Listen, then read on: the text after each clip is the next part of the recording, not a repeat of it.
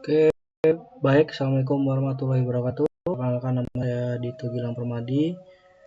Di sini saya akan lab 11. Tujuannya menjelaskan konsep dasar Ansible, mendedahkan Ansible Python untuk network automation, mengidentifikasi komponen utama dalam arsitektur, membaca dan struktur dasar playbook Ansible. Oke, nih apa itu Ansible? Ansible adalah orchestration tool atau automation engine yang digunakan untuk konfigurasi perangkat jaringan, melakukan provisioning, melakukan orkestrasi workflow, melakukan audit dan compliance. Dan Ansible memiliki karakteristik yang pertama ini agentless, tidak perlu instalasi software karena menggunakan SSH, berjalan di atas Python, bersifat deklaratif dan menggunakan YAML. Terus mendukung otomatisasi dengan berbagai modul untuk environment dengan skala besar. Perbedaan dasar seperti ini. Perbedaannya, lanjut, komponen utamanya, format file inventory seperti ini, nanti saya akan tunjukin. Terus Ansible Playbook get fix YAML nih. Nah, kita lanjut ke langkah pengerjaannya ya, langkah instalasi Ansible dulu. Nih, instalasi Ansible dan library tambahan lainnya nih, misalnya di sini.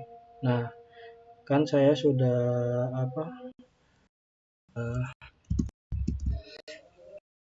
install, jadi kita harus cek.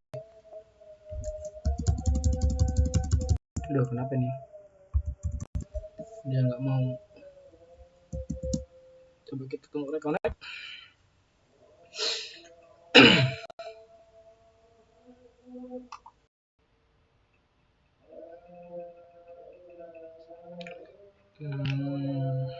Tunggu sebentar kan.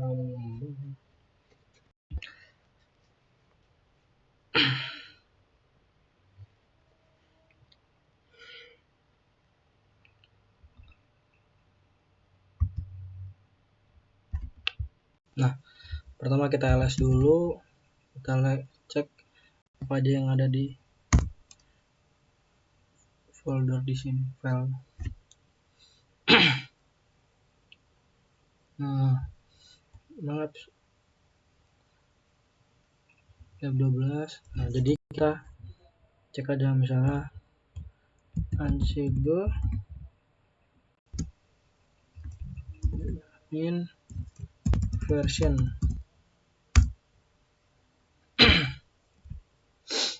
Ada kelah.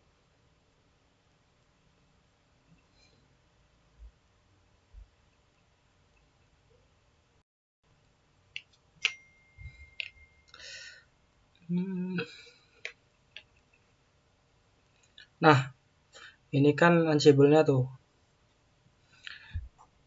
Core-nya 2.13.13. Terus Python version-nya itu 3.8.10. Jinja-nya 3.16. Oke, install. Selanjutnya kita ke langkah kedua, menyusun file inventory. Di file inventory itu isinya sesuaikan atau buat file ulang file inventory untuk digunakan dengan Ansible. Pastikan pada inventory terdapat grup all dan terdapat subground untuk routers maupun switch. Nah, jadi kita cek aja. Nano kan sudah bikin yang waktu kemarin tuh. Inventory titik. Nah, ini kan seperti ini, dia ada di router, Ansible hostnya, Ansible user, password, network iOS, Ansible connection network. Terus switch 1 ini harus disamain sama yang kita buat SSH. Kalau misalnya ini beda, jadi nanti dia nggak bisa saling terhubung SSH-nya. Nanti kita akan ngecek apakah dia terhubung. Kalau udah isinya seperti ini, nah kita simpan lagi, enter, Ctrl X. clear, kita clear dulu.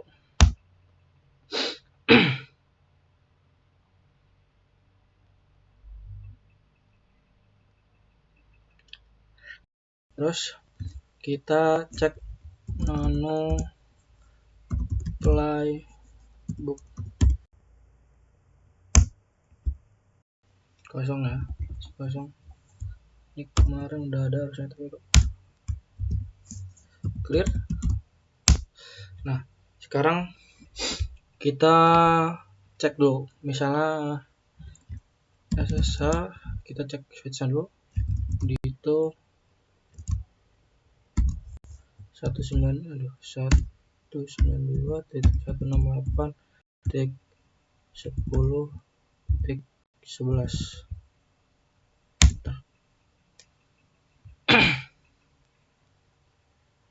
Nah, bisa kan endingnya di itu. Nah, udah bisa, berarti kesambungan. Exit. Sekarang kita uji koneksi, menguji koneksi ke perangkatnya ya. Ansible min i inventory YAML al min m ping. Ya, lama kita tungguin aja.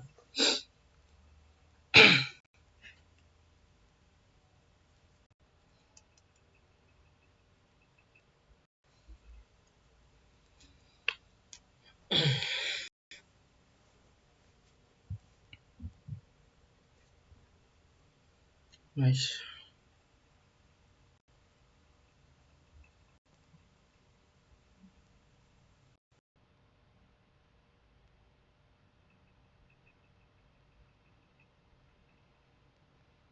Kenapa nggak bisa?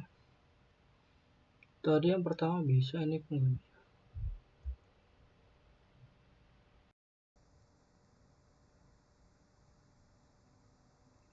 Coba ulang lagi. Ansible min i. Oh, salah. Ternyata kurang ininya. Aduh. Ansible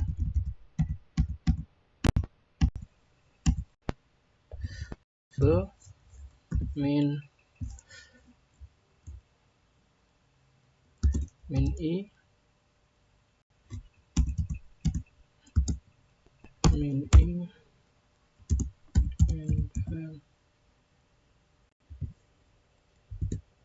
inventory al min m ping.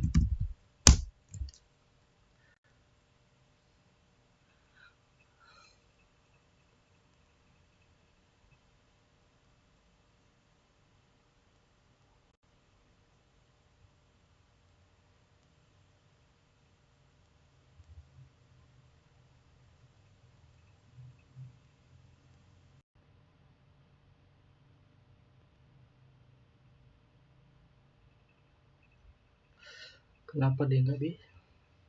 Tadi bisa, sekarang nggak bisa.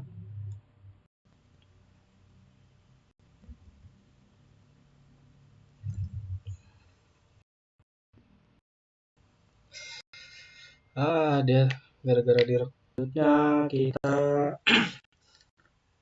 akan melanjutkan pertanyaan di sini yang ada di lab 11.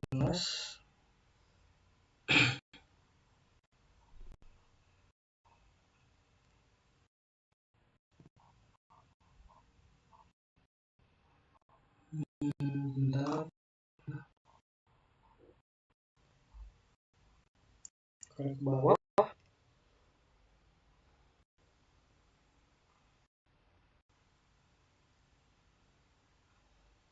Pertanyaan, bagaimana cara Ansible terhubung ke perangkat jaringan? Ansible terhubung ke perangkat jaringan menggunakan SSH. Terus untuk perangkat Cisco, Ansible memanfaatkan NetMicro Paramiko melalui Pulling Network CLI sehingga dapat menjalankan perangkat CLI di perangkat. Terus yang kedua itu, apa perbedaan menjalankan Ansible Minting dengan Ansible Playbook. Ansible Minting, perintah di host hanya cek koneksi tes modul ping, tidak menyimpan konfigurasi cepat dan untuk troubleshooting. File tugas otomatis Ansible Playbook itu file tugas otomatis YAML menjalankan banyak task sekaligus, bisa melakukan konfigurasi permanen untuk otomasi besar dan ulang.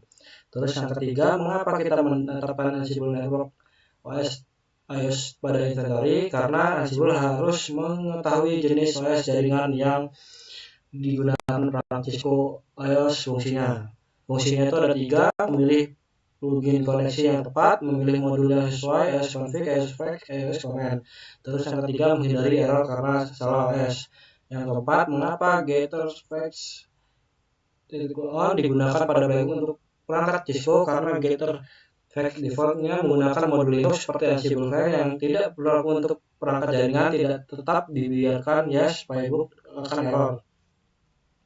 Pada network device, fakta dikumpulkan dengan modul khusus misalnya iOS fix. Terus yang kelima, jika inventory salah identasi apa yang terjadi, YAML bersifat indentation sensitif sehingga inventory tidak akan terbaca, host group bisa hilang atau salah kategori, Ansible akan menampilkan error parsing YAML. Terus yang keenam, mengapa Ansible menggunakan YAML dan bukan Python sebagai bahasa playbook?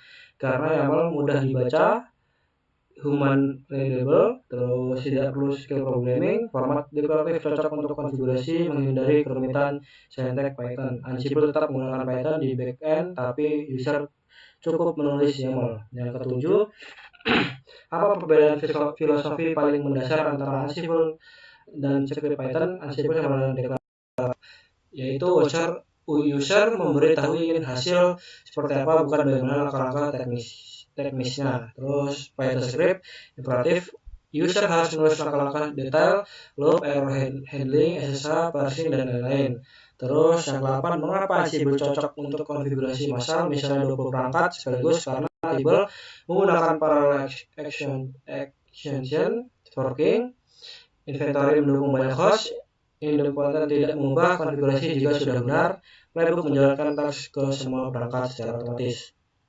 Yang ke-9, apa yang dimaksud dengan automation engine dalam Ansible? Automation engine adalah mesin inti Ansible yang menjalankan interpretasi playbook YAML, eksekusi modul, koneksi ke perangkat, terus manajemen state dan independensi, logging, dan error handling. Ini adalah otak Ansible. Terus yang 10, mengapa Ansible dianggap lebih aman untuk update konfigurasi dibanding script Python? Karena Ansible independen, tidak berubah jika sudah benar, punya mekanisme rollback lebih mudah, tidak memerlukan akses penurut, menggunakan modul resmi yang sudah teruji, lebih minim penulisan manual sehingga lebih sedikit error manusia.